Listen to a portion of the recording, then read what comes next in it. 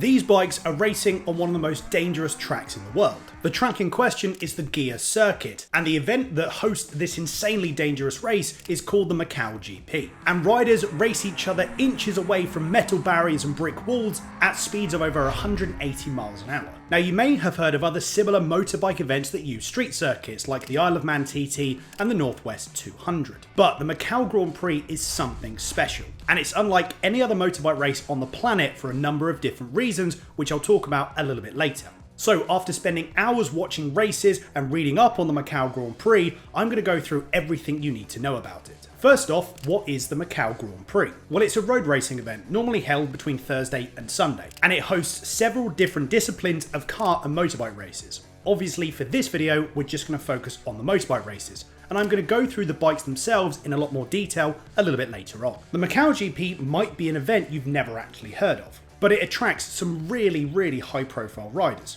Peter Hickman and Davey Todd immediately spring to mind. Now, if you don't know who these riders are, they're both Isle of Man TT winners, and they both currently race in the British Superbike Championship.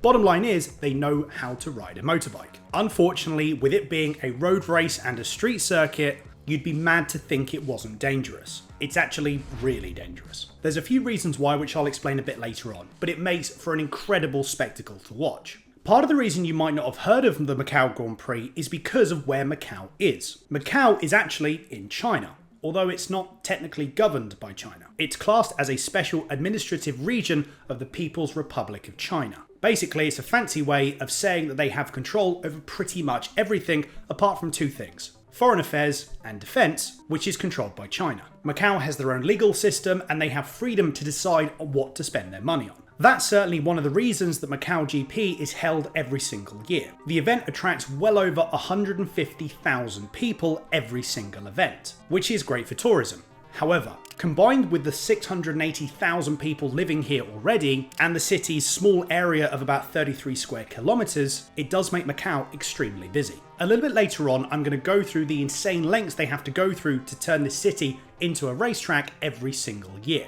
But I'm going to go through the bikes that the riders use first. The Macau GP regulations are pretty straightforward when it comes to what bikes can be used. Every single bike needs to conform to the FIM technical code, which is a set of standard rules laid out by the FIM. FIM actually stands for this here, but I'm not going to say it because I will make a complete hash of it.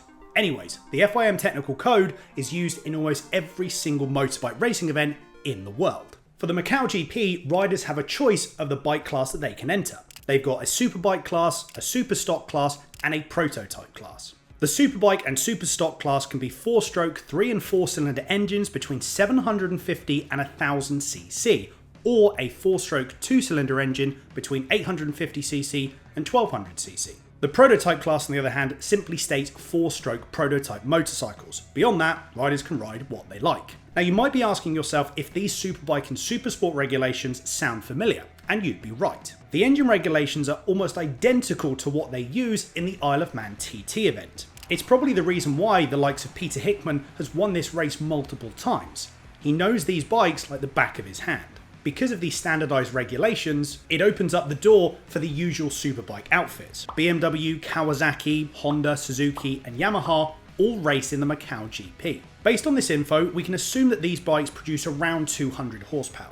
Not quite on the same page as World Superbikes and MotoGP, which can produce anywhere from 250 to 300 brake horsepower, but make no mistake, these bikes are still incredibly fast. The race structure is also pretty straightforward. They have a 45-minute free practice session which riders use to get a feel for the track and to dial in the setup. Then there's 2 qualifying sessions lasting 45 minutes each. On race day, they'll have a 20-minute warm-up and then the race itself. The race is a fight to the flag, and it either lasts 12 laps or 45 minutes, whichever comes first. The person to cross the finish line first wins. Hey everyone, just a quick little message from me. If you're enjoying the video and you want to see more content like this, make sure you hit that subscribe button. Alright, back to the video. So, you now know about the bikes and the format, but what about the track itself? How is this entire city turned into a racetrack? Well, it's a pretty unbelievable feat of coordination and planning. Firstly, the Macau Grand Prix doesn't just get turned into a racetrack a few days before the event. It takes months and months of planning and preparation. Several different committees and teams have to agree on a plan before anything can go ahead. Once everyone agrees on a plan, then they can start making progress. The actual track construction will start several weeks before the event. They have to set up things like temporary grandstands, the pit lane, the paddock areas, Armco barriers and catch fences, all weeks before the event. While all of this is happening, the roads are pretty much open as normal to the public. Speaking of roads, the organisers are meticulous on checking the roads before the event. They'll inspect every single inch of tarmac across the entire circuit before a single car or bike touches the track. While this might seem a little bit excessive, it's 100% necessary. Take a normal racetrack versus a road circuit like the Macau GP. A racetrack is a closed environment and it's only used some of the time. The tarmac's high quality and is easier to keep up to good standards. Now compare that to a normal road course. Things like cars, bikes, trucks and buses are all using the same piece of road day in and day out, 24/7, 365 days of the year. So wear and tear is much higher. That's why every single inch of tarmac is inspected. By the way, this is all happening and we're still weeks from the event. If we fast forward to a few days before, that's when the roads are officially closed to the public. The reason they close it so close to the event happening is just to minimise disruption. Now you might think that's everything, but there's so much more to it than just that. Take for example what happens in an emergency. When half the roads are blocked off, how are the medical teams supposed to get anywhere? Medical teams and equipment are stationed at periodic intervals around the track. And in case of an accident, all the hospitals are put on high alert. They'll even bring in additional medical staff if they need it. Public transport also has a huge impact, and around 50 bus routes are changed throughout the event. Some are even stopped entirely. Even noise pollution is considered, and they'll have noise barriers around the circuit to minimise noise pollution for the residents nearby. Once the event's finished, the track's inspected again, and once they get the green light, everything is taken down. The roads are opened back up, transport returns to normal, and Macau goes back to exactly how it was. It's an incredibly complex system, but it works year after year. Now, you'd be right in thinking it cost a lot of money. It certainly isn't cheap. The average cost per year for the Macau GP is $34 million, but compared to some other road events, it's actually pretty cheap. Take the Las Vegas F1 race. That costs roughly $500 million to host. Okay, it's not quite an exact comparison, but it does go to show the Macau GP is actually quite cheap. So we've gone through everything that's needed for the Macau GP to happen. But what about the track itself? The Guia Circuit is one of the most demanding road courses on the planet.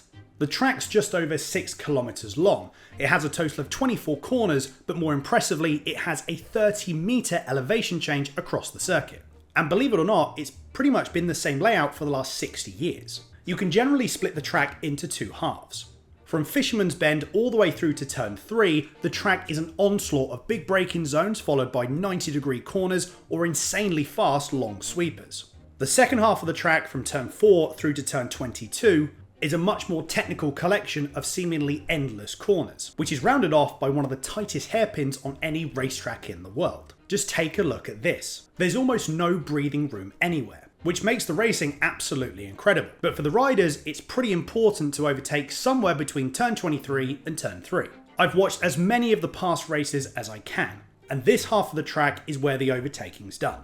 It makes sense, the big braking zones are there to provide you with overtaking opportunities. The technical second half of the track becomes somewhat of a single file of a train of bikes, which when you think about it might actually be a little bit easier. You haven't got anyone trying to overtake you, but it's got its own challenges. Let me explain. The aim of this section here is to stay as close as possible to the rider in front, to set yourself up for a move between turns 23 and turn 3. The rider in front has to try and get as much space between them and the rider behind as they possibly can. It's a big game of cat and mouse. The braver you can be through this tight twisty section of the track, the faster you'll be overall. Because of how simply full on the track is, it's also pretty dangerous, and the one thing the entire track shares is the lack of runoffs. If you make a mistake, it's game over. Have a look at this onboard at Mugello. If something happens ahead of you, riders have lots of space to take avoiding action. The barriers are pretty far away from the track, and it means a higher chance of survival if an accident happens up ahead. However, now look at this onboard of the Guia Circuit. Metal Armco barriers, stone walls are all that separate a rider from complete disaster, and as you'd probably guessed, it can happen quite a lot. Multiple red flags happen every single year, and if a rider is anywhere near the back of a train of bikes, they tend to get caught in a chain reaction if something happens up ahead. Through no fault of their own, their race is completely over. and there's literally no way to avoid it. If you enjoyed this video, then check out this video here where I explain when cheating was legal in MotoGP. Thanks for watching, take care, stay safe, and I'll see you in the next one.